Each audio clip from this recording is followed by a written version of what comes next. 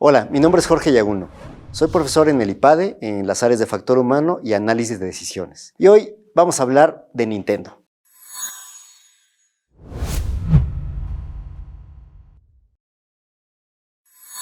Vamos a hablar de Nintendo, vamos a hablar de una historia muy interesante de evolución organizacional y también de innovación. La empresa Nintendo se funda a finales del siglo XIX, 1890 y tantos. Originalmente, la empresa Nintendo, cuando es fundada, se dedicaba a los juegos de baraja, de cartas, pero no creas que comenzaron haciendo las típicas barajas occidentales. Ellos empezaron haciendo cartas de diferentes tipos que enarbolaban personajes y que de alguna manera permitían hacer diferentes tipos de juegos, juegos de mesa. Esto fue su origen, les empezó a ir bastante bien, de hecho fueron creciendo bastante. Hay una historia muy interesante cuando te vas metiendo en la historia de ellos. Es una empresa familiar, pero la tradición dicta, en Japón al menos dictaba, que solamente se podía heredar la dirección general al hijo varón, al primogénito. Y el primer fundador y después su sucesor, los dos no tuvieron hijos varones. Lo que dictaba la tradición es heredárselo a un yerno. Así ocurre con el primer fundador escoge a su yerno. El yerno, para poder tomar la presidencia de la compañía, debe renunciar a su apellido, adoptar el apellido del fundador y en este sentido toma el apellido del fundador de Nintendo y con esto se hace presidente. Él tampoco tuvo hijos, lo vuelve a hacer con un yerno suyo. Todo iba viento en popa hasta que este yerno, el tercero en la línea, decide divorciarse, se separa de su pareja, por lo tanto ya no puede ser presidente de la compañía. Había adoptado ya el nombre de la familia, entonces sigue con el nombre de la familia, pero entonces pasa directamente al nieto de este segundo. Entonces, muy interesante que sigue manteniendo el apellido de la familia, pero en realidad, fuera del primero, los demás eran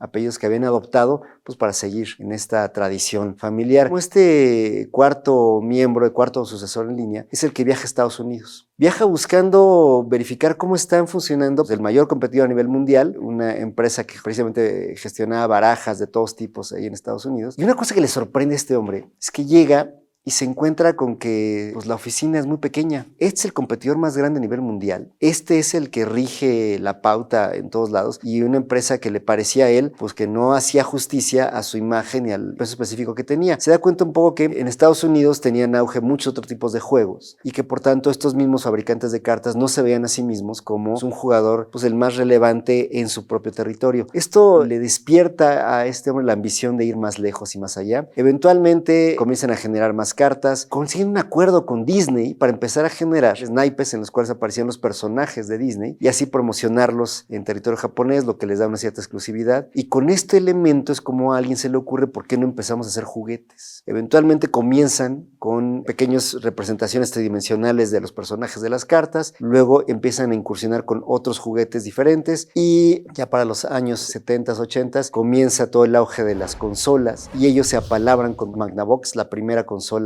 en la historia para generar unos juegos y de ahí van creciendo. ¿Qué aprendemos de todo esto? Pero hay varias enseñanzas que me gusta. Lo primero es que hoy por hoy la industria de los videojuegos es una industria de cientos de miles de millones de dólares a nivel mundial. Es una cuestión espectacular. Comienza, pues este es uno de los principales, vamos a decir, como jugadores iniciales. Comienza un poco erráticamente como una derivación de los juegos físicos, de los juegos de mesa, también como en esta integración de pronto con los juguetes. Y cuando aparece la consola, a estas personas no les cuesta trabajo cambiar de marco de referencia. Parecería obvio, pero no lo es. Muchas empresas lo que les cuesta trabajo es entender que su misión de origen, su objetivo, es mucho más amplio que como a veces pudieran entenderlo. Esto provoca que de pronto nos centremos simplemente en una visión un poco miope o acotada de lo que hacemos y no nos demos cuenta de oportunidades. Nintendo fue capaz de adaptarse del marco de los juegos de mesa, los tableros, las cartas y demás a los juguetes y eventualmente a las consolas de una manera terriblemente exitosa. Su consola se volvió en algún momento el denominativo oficial de las consolas de videojuegos, ¿no? Tienes un Nintendo, en algún momento rivalizando con Atari y otras de estas. Sus juegos son icónicos y probablemente mucha gente los hemos tenido la oportunidad de practicar y ha generado toda una cultura. Y esta es la otra parte que me parece muy relevante, además de la evolución de la compañía y ser capaz de cambiar de marco de referencia, es la consolidación de una comunidad que se vuelva pues vamos a decir, como simpatizante, que adopte elementos de identidad de tu propia oferta de valor. Fans, para que se entiendan. Los fans de Nintendo, las personas que han crecido con ellos, pues van comprando las consolas conforme estas van evolucionando, van adquiriendo los juegos, los enseñan a sus hijos. Es muy interesante, cuando vino este aniversario del 35 Super Mario Bros., mucha gente publicó en sus redes sociales el haber rescatado la vieja consola que tenían guardada para que sus hijos jugaran el videojuego original. Este tipo de cosas no es publicidad pagada, es algo que las personas valoran porque construyó parte de su propia historia, los acompañó en su niñez, su adolescencia y su juventud. Cuando nuestra oferta de valor realmente se aproxima a darle valor a las personas, a incidir en su vida, lo que construye es una comunidad pues, que tiene esta empatía de por vida con nosotros. Hace muchos años había gente que solo compraba una marca de automóvil, fuera Ford, fuera General Motors. La abundancia de marcas y los errores en los que han incurrido algunas de estas, pues ha provocado de pronto que ya no veamos esas historias como de fidelidad de todos mis automóviles son de tal marca, etc.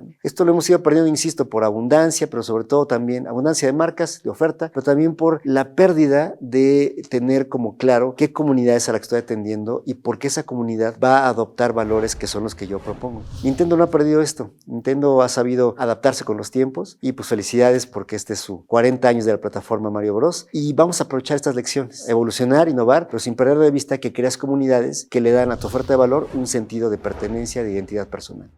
Gracias. IPADE.